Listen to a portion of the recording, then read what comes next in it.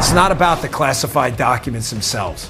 The media is telling you, as I always say, a story, not the story. Those aren't the same things. Listen, we could debate the Mar-a-Lago raid versus the Biden documents. Did Biden know about them, or the lack of visitor logs at his residence, whatever. They're all distractions.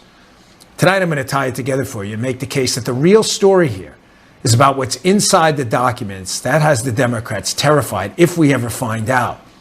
It's why the left is reacting like this.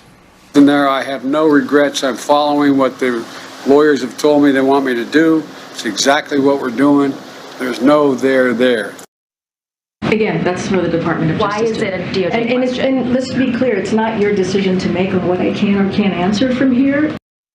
I already answered your question. Go ahead. You really did. Well, I did. Referring to the photograph of the Biden garage, I don't know what your garage looks like, but here's the photograph in that garage, but that does not look like what a secure location would be. Is that the tipping point was finding those documents, those classified documents at his home, in his garage, no less. Folks, you want the real story? Just follow the money. If you follow the money, we can connect everything. From the classified documents to why the Trump impeachment hoax happened, even the Russiagate story. Let's start with what we know. And the leftist freak out to this segment is going to be something to watch because it's based on facts. During Obama's administration, Ukraine, it was a piggy bank, folks, for lobbyists and elites eager to peddle influence in Washington. It was a piggy bank for funneling dirty money from Ukraine back into Washington. Everybody knows it.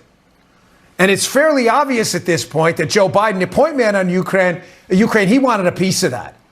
So when Putin threatened Ukraine in 2014 and 2015, Biden, of course, was the point man there. And according to the Washington Post, this is interesting, Joe Biden wanted to send weapons to Ukraine, but was overruled by Obama. Meanwhile, Hunter Biden, his son, with zero experience on the matter whatsoever, was on the board of a Ukrainian energy company called Burisma. Big coincidence, right? Well, hold on. Let's just keep following the money here. Remember, it's not about the media telling you a story. That's what they want to do. It's about the story. Follow the money. When Burisma, Hunter Biden's company, was being investigated by a Ukrainian prosecutor, Papa Joe openly talked about withholding financial aid if the Ukrainian prosecutor wasn't fired. You may have seen this clip before, but pay very close attention to the end of it. I looked, I said, I'm leaving in 6 hours. If the prosecutor's not fired, you're not getting the money. Well, son of a got fired. So they made some genuine, substantial changes institutionally and with people. But in one of the three institutions, there's now some backsliding. So when we left, the first thing I spent a lot of time, as did Mike, because this was his territory. Oh, it was Mike's territory? While he's on stage, Joe Biden bragging about getting a prosecutor fired for investigating his son's company. Who is Mike? Well, he's talking about the guy sitting next to him on stage, Michael Carpenter, who used to work for the Department of Defense on Russia and Ukraine. That's the same Michael Carpenter who was the managing director of the Penn Biden Center think tank. This is bananas. The same one where the classified documents on Ukraine were found. Isn't that just so weird? How does that always happen? Let that sink in for a minute. The same guy who worked for Obama's DOD on Ukraine ran Biden's think tank. Again, a big coinky-dink, I'm sure. But stay with me here. We're still following the money. Here's another coincidence.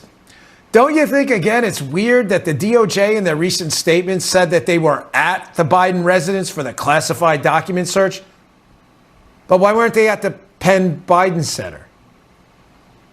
Someone hiding something?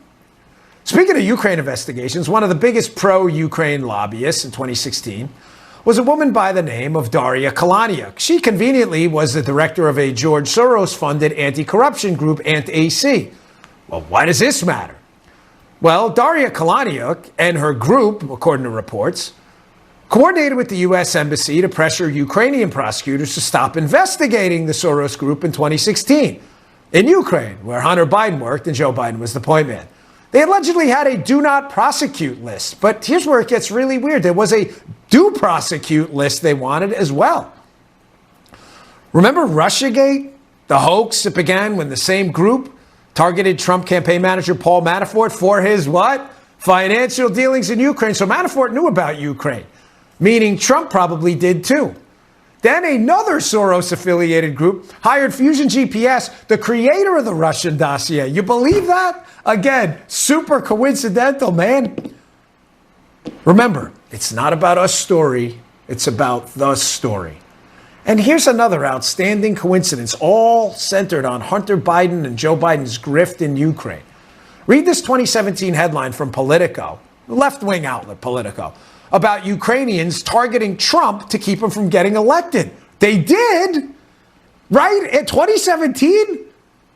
Why did they not want Trump in office, Ukrainians? Maybe because some of those Ukrainians knew that Trump knew about the Ukrainian piggy bank the Bidens were partaking in. And they wanted to make sure you didn't know about it. Well, when they failed to stop Trump with the Russia hoax, they had to impeach him, especially after Zelensky. He asked Zelensky to investigate Ukrainian corruption, a.k.a. the links to Joe and Hunter Biden. So right on cue, along comes a whistleblower out of nowhere and the phone call with the alleged quid pro quo. Donald J. Trump. Once again, the President of the United States is in big trouble. Historic news from Capitol Hill. House Speaker Nancy Pelosi announcing a formal impeachment inquiry of President Trump. The President of the United States recognizes that there is in this whistleblower's documents terrible evidence of the president's corruption. The whistleblower's memo about the call says that the official described the call as crazy, frightening.